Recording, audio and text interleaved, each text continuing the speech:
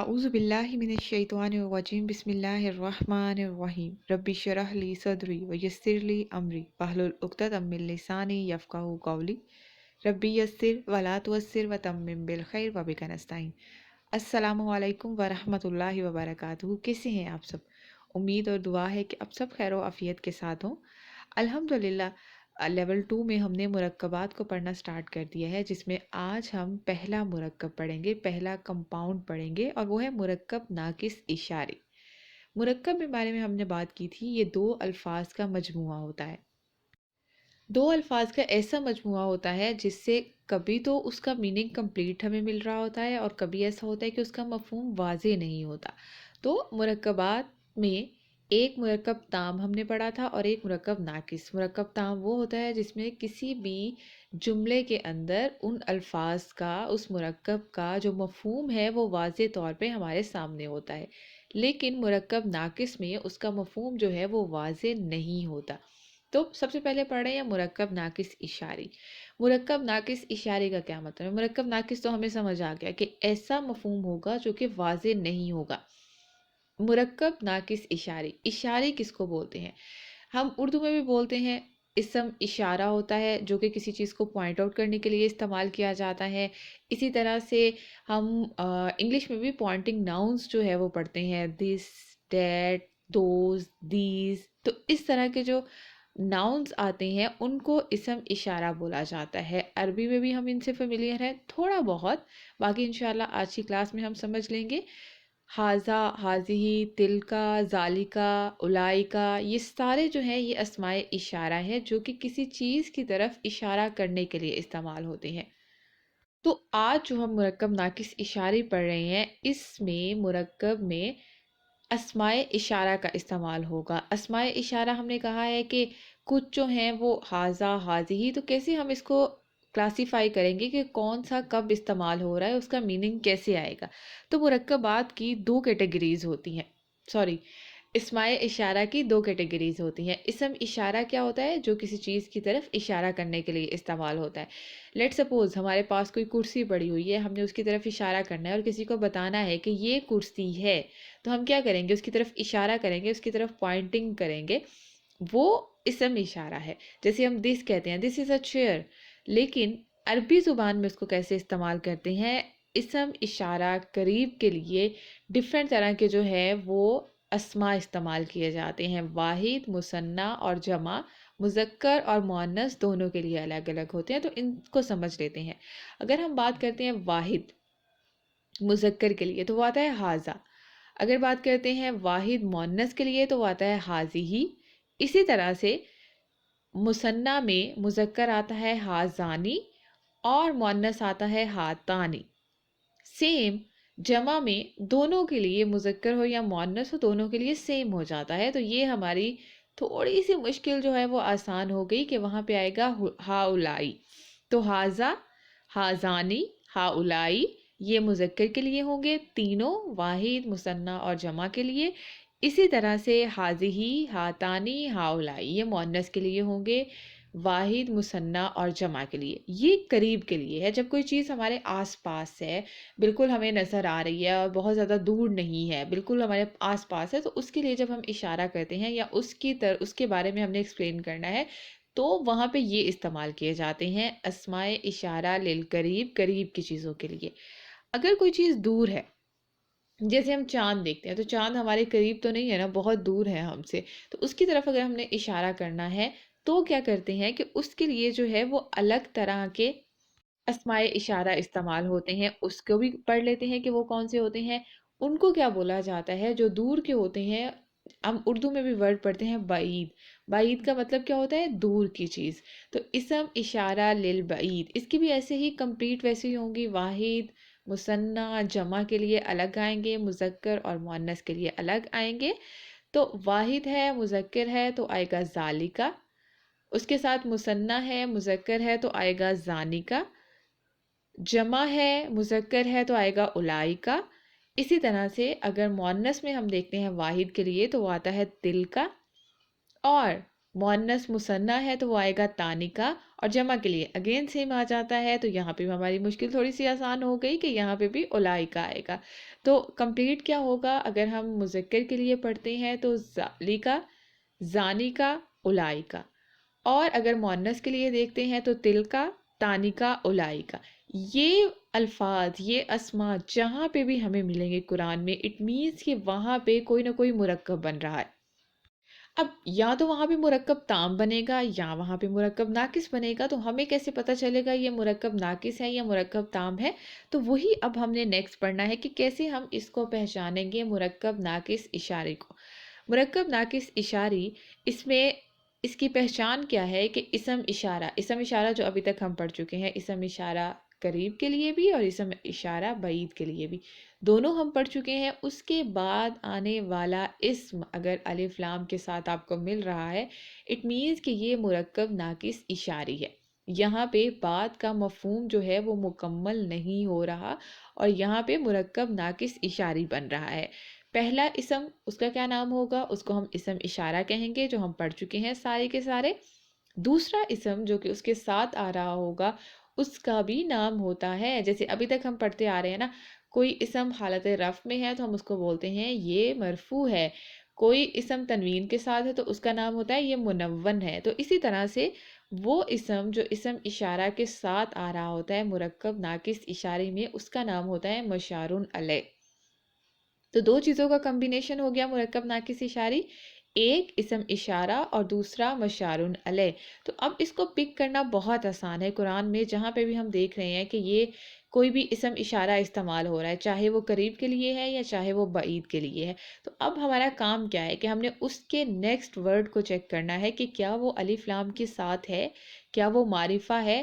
تو اگر تو وہ الف لام کے ساتھ ہے، اگر وہ معرفہ ہے، تو اٹ مینس کہ یہاں پہ مرکب ناقص اشاری بن رہا ہے۔ جیسے ہے آپ کے پاس حاضل کتابو یا ذالک الکتابو، تو اسی سے پتہ چل جاتا ہے کہ یہاں پہ اب یہ مرکب ناقص اشارے بن رہا ہے۔ اس کی کچھ اور پہچان بھی ہے، وہ کس طرح سے ہم اس کو پہچان کرتے ہیں، یا اگر آپ یہ سوچ رہے ہیں کہ تحلیل اور ترکیب کس طرح سے کریں گی، ہمیں اس کا عدد، اس کی جنس، اس کی وسعت کیسے فائنڈ آؤٹ کریں گے، تو وہ بھی بہت آسان ہے۔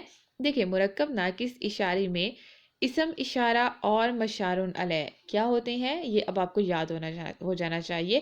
اسم اشارہ ہم پڑھ چکے ہیں، قریب کے لیے آئے یا بعید کے لیے آئے، اس کے ساتھ آنے والا جو اسم ہوتا ہے اس کو مشار علیہ بولے جائیں گے۔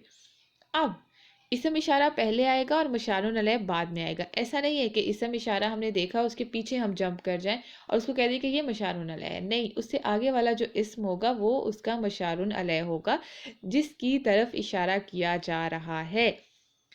اسم اشارہ اور مشار علیہ میں مطابقت ہوتی ہے۔ وسعت کے اعتبار سے دیکھیں تو وسعت کے اعتبار سے اسم اشارہ کو ہم نے پڑھا تھا کہ یہ معرفہ ہوتے ہیں۔ یاد کریں ہم نے جو اپنی پرانی سٹوری پڑھی تھی کہ اسم معرفہ کو جب ہم نے کیٹیگریز میں دیکھا تھا تو وہاں پہ ہم نے دیکھا تھا اسم اشارہ معرفہ ہوتے ہیں اور اسی کے ساتھ ساتھ یہ مبنی بھی ہوتے ہیں، تو دونوں چیزیں یاد رکھنی ہیں۔ اگر ہم پچھلا سبق یاد رکھیں گے تو اب اگلا سبق سمجھنے میں آسانی ہوگی، لیکن اگر ہمیں پچھلا سبق یاد نہیں ہے تو پھر اگلے سبق میں تو کنفیوژن ہوگا۔ تو اسم اشارہ چونکہ معرفہ ہوتا ہے اور مشار علیہ بھی ہم نے بولا کہ وہ الف لام والا ہوتا ہے، تو اٹ مینس کہ دونوں وسعت کے اعتبار سے معرفہ ہوتے ہیں۔ تو پہلی چیز حل ہو گئی، وسعت ہمیں سمجھ آ گیا۔ اب عدد، جنس، اعراب میں بھی ایک جیسے ہوتے ہیں۔ کیسے؟ جیسے آپ کے سامنے کچھ ایگزامپلس لکھی ہوئی ہیں، حاضل کتابو۔ اگر ہم حاضہ کو دیکھتے ہیں تو حاضہ کس کے لیے آتا ہے؟ واحد کے لیے، مذکر کے لیے، اور اس کا اعراب جو ہے وہ مبنی ہے۔ تو اعراب تو ابھی ہمیں نہیں پتا کہ اس کا اعراب کیا ہوگا۔ اسی کے ساتھ ساتھ الکتابو کو دیکھیں گے، اگر آپ کے پاس ہے الکتابو، الکتابو کیا ہے؟ واحد ہے، مذکر ہے، اور اس کا اعراب کیا ہے؟ اگر کوئی آپ سے پوچھے کہ اس کا اعراب کیا ہے تو اعراب اس کا مرفوع ہے، اینڈ میں جو ضمہ مل رہی ہے اس سے ہمیں پتہ چل گیا کہ یہ مرفوع ہے۔ تو رول کے مطابق عدد، جنس، اعراب میں دونوں اسم اشارہ اور مشار علیہ ایک جیسے ہوتے ہیں، تو اٹ مینس کہ اب جو مشار علیہ الکتابو کے ساتھ اسم اشارہ حاضہ آ رہا ہے اس کا اعراب کیا ہوگا؟ وہ مرفوع ہوگا، مبنی تو ہوگا ہی، وہ تو اظہار الاعراب کے حوالے سے مبنی ہوگا، اس کے حوالے سے کتابو جو ہے، الکتابو جو ہے وہ منصرف ہو جائے گا، لیکن ایکچولی میں جو ہے اس کا اعراب کیا ہوگا، تو اب یہ مرفوع ہے۔ اسی طرح سے اسی ایگزامپل کو اگر ہم لیتے ہیں اور یہ کرتے ہیں حاذل کتابی، تو اب الکتابی اعراب چینج ہو گیا، باقی سب کچھ تو ویسے ہی ہے، لیکن اب اس کا سٹیٹس چینج ہو گیا ہے، اب وہ مرفوع سے مجرور ہو گیا ہے، تو اٹ مینز کہ اب جو اسم اشارہ حاذا ہے وہ بھی مجرور ہے۔ تو یہ چیزیں جو ہیں یہ ہمیں آگے سمجھنے میں بہت زیادہ ہیلپ کریں گی۔ تو اگر ابھی آپ کو سمجھ نہیں بھی آ رہا، کوشش کریں تھوڑی سی محنت کر کے ان کو یاد کر لیں، ان کانسیپٹس کو سمجھ لیں۔ ایک دفعہ آپ کو سمجھ آ گیا تو پھر آپ کو پرابلم نہیں ہوگا۔ اسی طرح سے نیکسٹ ایگزامپل کو اگر دیکھتے ہیں، حاذانی الکتابانی، حاذانی مثنیٰ ہے، مذکر کے لیے آ رہا ہے، ایگزیکٹلی سیم الکتابانی مذکر ہے اور مثنیٰ کے لیے آ رہا ہے، دونوں کا اعراب کیا ہوگا، دونوں میں ویسے بھی یہاں پہ تو آنی ساؤنڈ ہی ہمیں بتا دیتی ہے کہ یہاں پہ آنی ساؤنڈ کی وجہ سے یہ دونوں مرفوع ہیں، اور وسعت کے اعتبار سے کیا ہوگا، حاذانی معرفہ ہے اور الکتابانی الف لام معرف باللام کی وجہ سے معرفہ ہے۔ تو اب ہم اس کو اینالائز کر سکتے ہیں کہ وسعت کے اعتبار سے کیا ہوگا، عدد کے اعتبار سے، جنس کے اعتبار سے، اور اس کا اعراب کیا ہوگا۔ ایک چھوٹا سا آخری رول جو یہاں پہ آتا ہے وہ آتا ہے جب ہم دیکھتے ہیں جمع دو طرح سے آتی ہے، ٹھیک ہے، جمع ہم نے دیکھی ہاؤلائی بھی آتی ہے اور اس کے ساتھ اولائی کا بھی آتا ہے، دونوں اسم اشارہ کے لیے استعمال ہوتے ہیں۔ جمع ہم نے دو پڑھی تھی، جمع سالم اور جمع مکسر، تو جب بھی جمع سالم آئے گی تو اس کے ساتھ سیم رول ہوگا جو ابھی تک ہم نے پڑھا ہے، اس میں کوئی چینجنگز نہیں آئیں گی، عدد، اعراب، وسعت، جنس ایک جیسے ہوں گے سب کچھ۔ لیکن جب جمع مکسر آئے گی اور وہ بھی غیر عاقل کی، لیٹ سپوز جمع مکسر ہمارے پاس آ رہی ہے الکتبو، کتاب کی جمع آ رہی ہے کتبن، اور الکتبو کیونکہ یہ الف لام والا ہمیں چاہیے ہے، اسی کے ساتھ ساتھ جو ہم اسم اشارہ دیکھ رہے ہیں وہ آ رہا ہے حاضی ہی، یہاں پہ تو ہاؤلائی یا اولائی کا آنا چاہیے تھا، کیوں؟ کیونکہ یہ جمع ہے، اور ابھی تو ہم نے یہ رول پڑھا کہ اعراب کے اعتبار سے، عدد کے اعتبار سے، جنس کے اعتبار سے سیم ہونے چاہیے۔ اعراب کے اعتبار سے ٹھیک ہے، ہم نے مان لیا کہ یہ دونوں سیم ہے، جنس کے اعتبار سے بھی دونوں سیم ہے کہ دونوں جو ہیں وہ، بلکہ نہیں، جنس کے اعتبار سے بھی یہاں پہ ویریشن آ رہی ہے، تو عدد اور جنس کے اعتبار سے دونوں میں ہم نے ویریشن یہاں پہ دیکھی ہے۔ وسعت اور اعراب کے اعتبار سے ٹھیک ہے، لیکن عدد اور جنس کے اعتبار سے دونوں چینج ہے۔ تو یہاں پہ ایک چھوٹا سا رول جو کہ ہم نے پہلے بھی پڑھا ہے، اگر آپ کو بھول گیا ہے تو میں دوبارہ سے ریوائز کروا دیتی ہوں، کہ غیر عاقل کی جمع مکسر کے ساتھ جو بھی کچھ آئے گا وہ کیا ہوگا، واحد ہوگا اور مؤنث ہوگا۔ تو یہ رول ہم نے پہلے پڑھا تھا، اب آپ کو یہ رول جو ہے وہ امپلیمنٹ ہوتا نظر آ رہا ہے کہ کیسے ہوگا۔ الکتبو جمع مکسر ہے، غیر عاقل کی جمع مکسر ہے، تو غیر عاقل کی جب جمع مکسر آ گئی، اٹ مینز اس کے ساتھ جو اسم اشارہ استعمال ہوگا، ایک تو وہ واحد ہوگا، حاضی ہی واحد ہے، اور دوسرا وہ مؤنث ہوگا، تو حاضی ہی مؤنث بھی ہے، تو اس طرح سے حاضی ہی الکتبو۔ اگر یہاں پہ ہمارے پاس جمع سالم ہوتی المسلماتو، تو ہم وہاں پہ لگاتے ہاؤلائی المسلماتو یا پھر کہتے اولائک المسلماتو، بہت آسان تھا۔ لیکن جب بھی غیر عاقل کی جمع مکسر آئے گی تو وہاں پہ تھوڑی سی ویریشن آتی ہے، اور وہ رول کیا ہے کہ اس کے ساتھ جو بھی آئے گا وہ واحد اور مؤنث ہوگا۔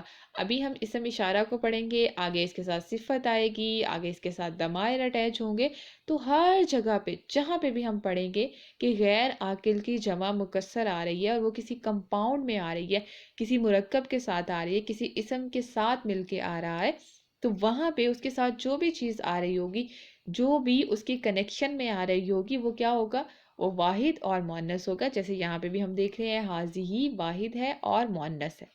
یہ تھا ہمارا چھوٹا سا چیپٹر المرکب الناقص الاشاری۔ اسی کے ساتھ اس کی سمری ایک دفعہ کوئک سا ریوائز کر لیتے ہیں کہ ہم نے آج کی کلاس میں کیا پڑھا ہے۔ سب سے پہلے ہم نے اسم اشارہ کو دیکھا کہ اسم اشارہ کون سے اسما ہوتے ہیں، ایسے اسما جو کسی چیز کی طرف پوائنٹ آؤٹ کرنے کے لیے، کسی چیز کی طرف اشارہ کرنے کے لیے استعمال ہوتے ہیں۔ دو طرح سے ہوتے ہیں، ایک قریب کی چیزوں کے لیے اور ایک دور کی چیزوں کے لیے۔ قریب کی چیزوں کے لیے دیکھیں گے تو اسم اشارہ للقریب آئیں گے، اور دور کی چیزوں کے لیے اسم اشارہ للبعید، دونوں کی ہم نے چارٹس بھی کمپلیٹ کر چکے ہیں، کیسے آتا ہے واحد کے لیے، مثنیٰ کے لیے، جمع کے لیے، اور اس کے بعد مرکب ناقص اشارے کو دیکھا کہ مرکب ناقص اشارے کس طرح سے بنتا ہے۔ اس میں ایک اسم اشارہ ہوتا ہے اور دوسرا کوئی بھی اسم ہو سکتا ہے، اور وہ اسم اس کا نام مشارون علیہ ہوگا۔ دونوں میں مطابقت ہوگی۔ وسعت کے اعتبار سے دیکھیں گے تو اسم اشارہ معرفہ ہی ہوتا ہے، بٹ اس کے ساتھ آنے والا جو اسم ہے وہ الف لام والا ہوگا، تو ہمیں پتہ چل جائے گا کہ یہاں پہ یہ مرکب ناقص بن رہا ہے، مرکب تام نہیں بن رہا۔ مرکب تام بھی بنتا ہے، اس لیے آپ نے یہ چیز دھیان میں رکھنی ہے کہ جب بھی اسم اشارہ کے بعد والا اسم الف لام کے ساتھ مل رہا ہے، اٹ مینز کہ وہ مرکب ناقص اشاری ہے۔